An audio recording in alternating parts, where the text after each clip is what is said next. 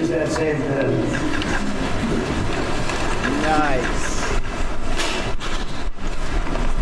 And Tish said Donald Trump's attempt to shut down the U.S. Department of Ed will harm tens of millions of students, including disabled. Now it's the disabled kids. It's even worse than the AIDS babies who are going to get Ebola. Illegal discrimination obscured under the label of diversity, equity, and inclusion, and similar terms in programs promoting gender ideology. Wow. President Trump did it. Signed an executive order eliminating, or rather dismantling, the Department of Education. And we got to be careful with our terms here because eliminating might have some constitutional problems and invite scrutiny that a dismantling or a minimization may not, a restructuring, so to speak. But here was the momentous signing and President Trump explaining what's happening before walking on over and executing the Sharpie that saved America. With that, I'm going to come down and we're going to sign a very important document and we're going to be on our way. People have wanted to do this for many, many years, for many, many decades. And I don't know, no president ever got around to doing it, but I'm getting around to doing it. So thank you very much.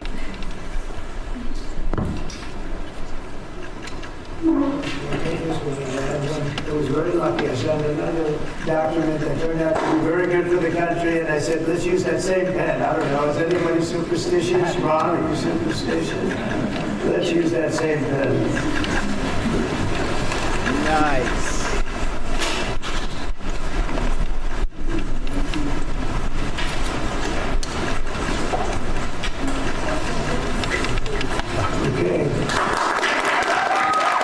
Thank you, Mr. President.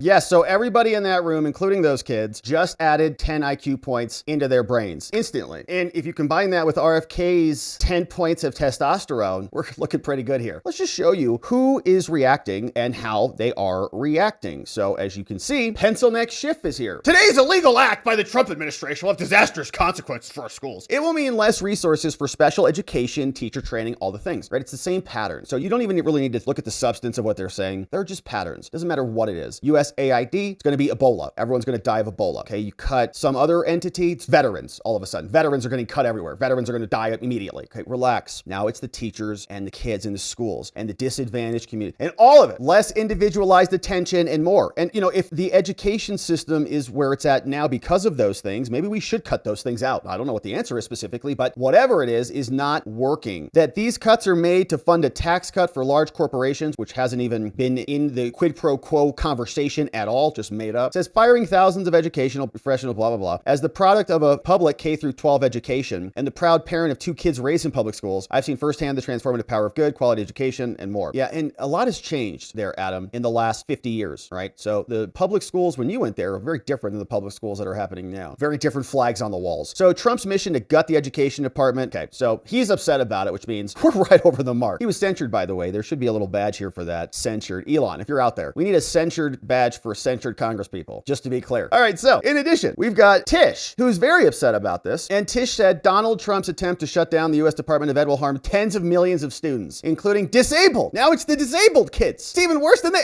AIDS babies who are going to get Ebola. Of low-income students who rely on this agency to access a quality education, and it's illegal. We will see this administration in court. Okay, right, so obviously they're going to file a gazillion lawsuits, and they will start to undo this. But as we've seen, Trump and the executive branch have basically all the cards. The courts can say what they want to say, but these efforts are going to unfold. And as we saw yesterday, the strategy from the Trump administration is the I forgot to sign the check defense. Everything's going to go slow. And as these orders come down, the wheels are already in motion. And once the Titanic is left, can't really turn that around. Department of Ed's hitting that iceberg. So that's from James. Now here's what the actual order says. From Rapid Response, by the authority vested in me as president, by the Constitution and the laws of the United States of America, and to enable parents, teachers, and communities to best ensure student success, Trump says, it is hereby ordered. We've got multiple sections. Part 1, the purpose and the policy. Trump says, our nation's bright future relies on empowered families, engaged communities, and excellent educational opportunities for every child. Unfortunately, the experiment of controlling American education through federal programs and dollars and the unaccountable bureaucracy those programs and dollars support has plainly failed our children, our teachers, and our families. families. Taxpayers spent around $200 billion at the federal level on schools during the COVID pandemic, on top of the more than $60 billion they spend annually on federal school funding. This money is largely distributed by one of the newest cabinet agencies called the Department of Education, which has existed for less than 1/5 of our nation's history. The Congress created the Department of Education in 1979 at the urging of President Carter, who received a first ever presidential endorsement from the country's largest teachers union shortly after pledging to the union his support for a separate Department of Ed. And since then, the Department of Education has entrenched the education bureaucracy and sought to convince America that federal control over education is beneficial. While the Department of Education does not educate anyone, it maintains a public relations office that includes over 80 staffers at a cost of more than $10 million per year for PR to say that we're good, we're valuable, we're civil servants, we care about the kids. Closing the Department of Education would provide children and their families the opportunity to escape a system that is failing them. Today, American reading and math scores are near historical lows. This year's National Assessment of Educational Progress showed that 70% of 8th graders were below proficient in reading and 72% were below proficient in math. The federal education bureaucracy is not working. Closure of the Department of Education would drastically improve program implementation in higher education. The Department of Education currently manages a student loan debt portfolio of more than $1.6 trillion. This means the federal student aid program is roughly the size of one of the nation's largest banks, called Wells Fargo. But although Wells Fargo has more than 200,000 employees, the Department of Education has fewer than 1,500 in its Office of Federal Student Aid. The Department of Education is not a bank, and it must return bank functions to an entity equipped to serve America's students. Ultimately, the Department of Education's main functions can and should be returned to the states. So that was purpose and policy. Section 2, closing the Department of Education and returning authority to the states, hereby ordered from the President. The Secretary of Education shall, to the maximum extent appropriate and permitted by law, right? So don't violate any other laws. And they sue over this. They say, you're violating other laws. Trump says, no, I literally ordered them not to, dorks. Take all necessary steps to facilitate the closure of the Department of Education. Do it and return authority over education to the states and local communities while ensuring an effective and uninterrupted delivery of services, programs, and benefits on which Americans rely. And consistent with our authorities, the Secretary of Education shall ensure that the allocation of any federal funds from the DOE is subject to rigorous compliance with federal law and administrative policy, including the requirement, oh, they're going to be mad, that any program or activity receiving federal assistance terminate illegal discrimination obscured under the label of diversity, equity, and inclusion, and similar terms in programs promoting gender ideology. Wow. So all of the trans flag funds are getting cut. General provisions. They say, look, nothing in this order should be construed, this is the standard boilerplate stuff, to impair or otherwise affect any authority granted by law to an executive department agency, the functions of the OMB. This should be consistent with other laws, and it doesn't create any substantive rights or benefits. So the rest of that's just boilerplate stuff. Signed by the President, March 20th, 2025. And an amazing development. We've heard this talked about my whole life. And to see the President come in there and make a swift change that is causing people like Tish to file lawsuits, right? It's not about education. It's about educating Democrats and taking money that should go to kids. By the way, we're for education here. And if we invested $1 into a child and that returned an investment to America, we would be for that as a country because that's a smart use of money. But when it goes into Democratic coffers to install useless teachers unions who are causing almost 3/4 of our students to be incapable of reading and writing, that trajectory needs to be changed. So we're doing it. And of course, Tish is suing or will be suing in short order to stop it. So now here was Stephen Miller. He was over on Fox with Will Cain, and he was explaining what the Department of Education really is and why it's going to go away. The Department of Education here in Washington, D.C. is overwhelmingly staffed by radical left Marxist bureaucrats who are in every way hostile to Western civilization, hostile to American interests, and hostile to our founding documents and culture. And so they are using their position and influence inside the Department of Education to try to force agendas like radical gender ideology, like critical race theory, like diversity, equity, and inclusion, and all kinds of anti-America curricula and policies on the American people, on our students, on our children. So it's taking away from parents the ability to control and direct the education of their own kids, of their own families. So what we're going to do under President Trump's leadership and direction is to return that authority to the greatest extent possible to the local level where parents can control outcomes, while at the same time making sure that no federal funds are used to support racism, to support gender ideology, or support other ideas and principles that are offensive to the American taxpayer. Stephen Miller laying it out, and I think that is obviously true. That's why the people who are most upset about this are people like Randy Weingarten, who are saying COVID was terrible for us, but I wanted the schools to be open. Come on. We all remember what they did and what they fought for, and it wasn't the kids. COVID was a terrible time for us. And as you know, because I was on your show a lot and other shows, I wanted schools to be reopened as early as April of 2020. The issue was the fear and the issue was the safety issues. But COVID has really hurt in so many ways. But this has been a Republican talking point for a long time. And it's not a Republican talking point. It's about improving education for the country. And they've been in charge for decades and it's not working. So now it's time for reform. Finally, Trump has the stones to do it. Nobody else wanted to go after people like Randy, but people like Stephen Miller are fortunately spreading the truth and getting it done.